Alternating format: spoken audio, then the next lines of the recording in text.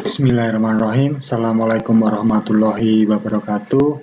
Selamat pagi, selamat siang, selamat sore, dan selamat malam rekan-rekan mahasiswa yang mengambil mata kuliah Sistem Informasi, Akuntansi, dan Keuangan. Bertemu dengan saya di sini, Arif Setiawan.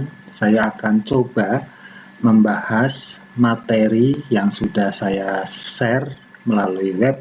Mohon maaf, kemarin kita tidak bisa melaksanakan kegiatan belajar mengajar di kampus karena yang pertama saya sakit. Terus selanjutnya kebetulan pemerintah mencanangkan program work from home sehingga kampus tidak mengizinkan untuk kegiatan belajar mengajar di kampus. Ya, sehingga kita tidak bisa melaksanakan kegiatan perkuliahan. Ya. Oke, konsep dasar sistem informasi. Pengertian dan definisi sistem pada berbagai bidang berbeda-beda, tetapi meskipun istilah sistem yang digunakan bervariasi, semua sistem pada bidang-bidang tersebut mempunyai beberapa persyaratan umum, yaitu sistem harus mempunyai elemen, lingkungan, interaksi antar elemen dengan lingkungan, dan yang terpenting adalah sistem harus mempunyai tujuan yang akan dicapai. Jadi ketika kita mau merancang suatu sistem, otomatis di situ adalah sistem komputer karena kita bekerja menggunakan komputer. Ya, itu harus memenuhi persyaratan ini.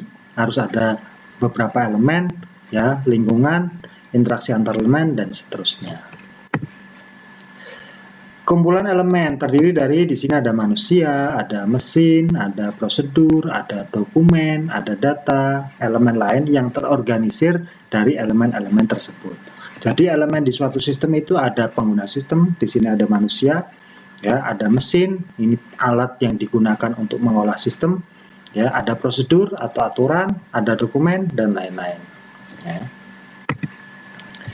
Menurut Gordon B. Davis tahun 1984, sebuah sistem terdiri dari bagian-bagian yang saling berkaitan yang beroperasi bersama untuk mencapai beberapa sasaran yang dimaksud. Menurut Raymond McLeod 2001, sistem adalah himpunan dari unsur-unsur yang saling berkaitan sehingga membentuk suatu kesatuan yang utuh dan terpadu. Jadi dari dua teori ini, intinya sistem adalah bagian yang saling berkaitan untuk mencapai beberapa sasaran yang dimaksud atau di sini yang utuh dan terpadu. Ya.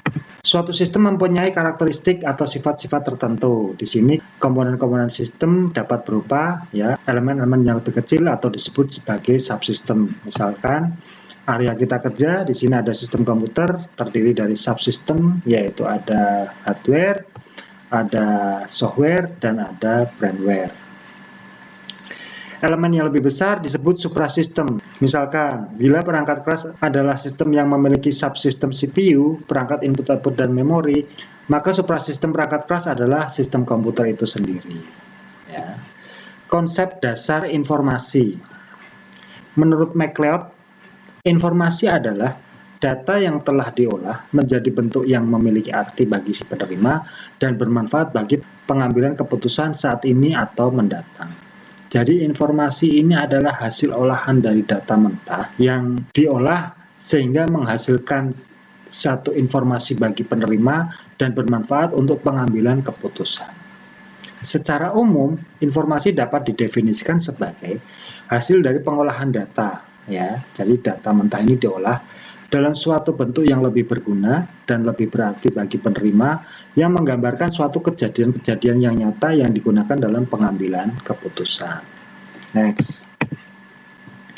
Data. Nah, ini data adalah bahan yang digunakan untuk menghasilkan informasi. Kenyataan yang menggambarkan suatu kejadian-kejadian dan kesatuan nyata. Data merupakan bentuk yang masih mentah, belum dapat bercerita banyak sehingga perlu diolah lebih lanjut. Data diolah melalui suatu metode menghasilkan informasi. Data bisa berbentuk simbol-simbol semacam huruf, angka, suara, sinyal, gambar, dan sebagainya. Jadi contohnya misal kasus COVID-19, ya.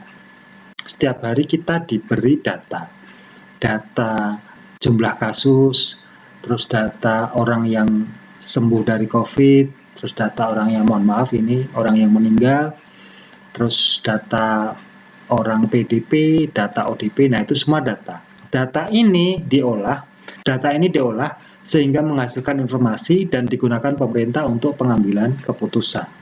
Ya. Siklus. Dari sini data mentah atau data dasar diproses. Nah, ini panahnya ke kanan menghasilkan output atau informasi. Informasi diterima oleh user atau pengguna sistem, digunakan untuk pengambilan keputusan di sini. Ya.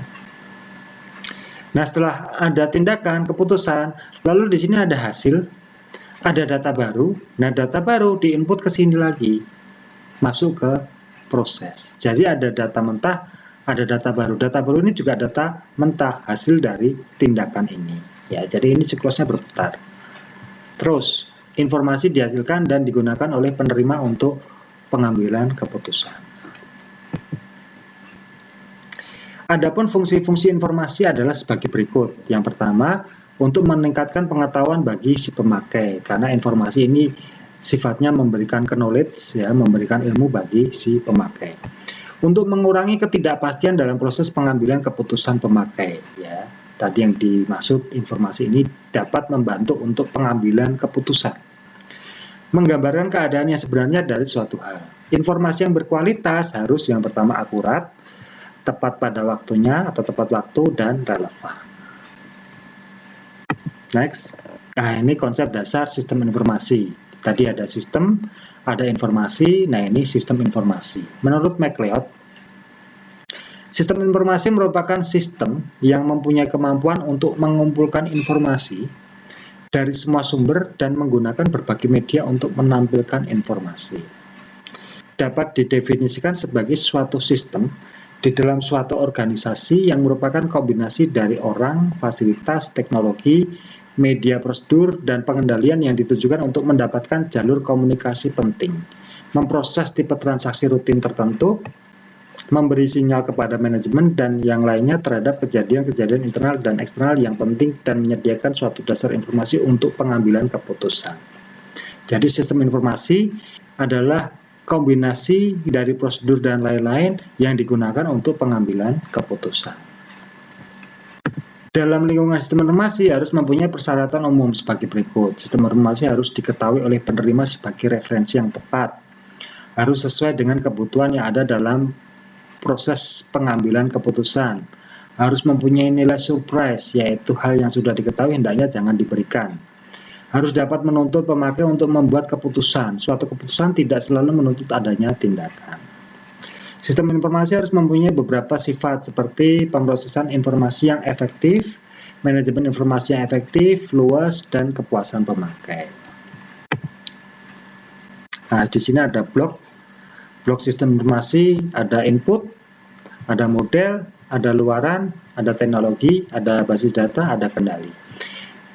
Input ini adalah data mentah yang diinput untuk diolah menjadi suatu sistem informasi. Model ini proses, ya, menggunakan metode apa, menggunakan pemodelan apa sehingga menghasilkan sistem informasi. Keluaran ini output, ya, informasi yang dihasilkan. Teknologi ini teknologi yang digunakan untuk pemrosesan sistem informasi. Nah, di dalam pemrosesan ini otomatis menggunakan database atau basis data, ya, untuk menyimpan data, dan di sini ada kendali atau kontrol. Ya. SIM, Sistem Informasi Manajemen, didefinisikan sebagai suatu sistem berbasis komputer yang menyediakan informasi bagi beberapa pemakai dengan kebutuhan yang serupa. Informasi tersebut tersedia dalam bentuk laporan periodik, laporan khusus, dan output dari simulasi matematika. Jadi, sistem informasi manajemen ini adalah salah satu jenis dari sistem informasi. Ya, sistem informasi itu ada macam-macam.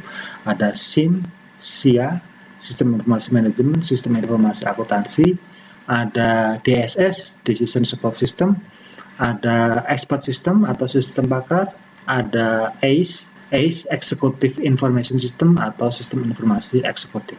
Nah, di sini kita mengenalkan ke Anda yaitu SIM, Sistem Informasi Manajemen yang ada di perusahaan. tingkatan. Di sini ada tingkat pengoperasian ya, sebelum menjadi informasi, lalu menjadi informasi di sini dan diolah menggunakan sistem informasi manajemen sehingga mendapatkan hasil keputusan manajemen. Ya. Saat ini kegiatan pada tingkat manajemen digambarkan dalam bentuk segitiga yang terletak di atas gambar 4 persegi panjang di bawah. Ya, di sini ada level pengoperasian, ada proses transaksi, di sini ada pengawasan, manajemen tingkat menengah, di sini ada manajemen tingkat tinggi atau perencanaan strategi untuk top level manajemen. Nah, di sini level kegiatan manajemen dari level teknis, transaksi sampai ke level pimpinan. Di sini untuk perencanaan strategis. Nah, disinilah yang disebut dengan decision making, ya, atau pengambilan keputusan. Oke, sekian dulu kuliah dari saya mengenai konsep dasar sistem dan konsep dasar informasi. Semoga ada diskusi. Jika ada pertanyaan, silakan komen di bawah. Untuk absensi online, silakan Anda komen di bawah. Sekian kuliah dari saya. Kuliah saya tutup. Billahi taufik wal hidayah. Wassalamualaikum warahmatullahi wabarakatuh.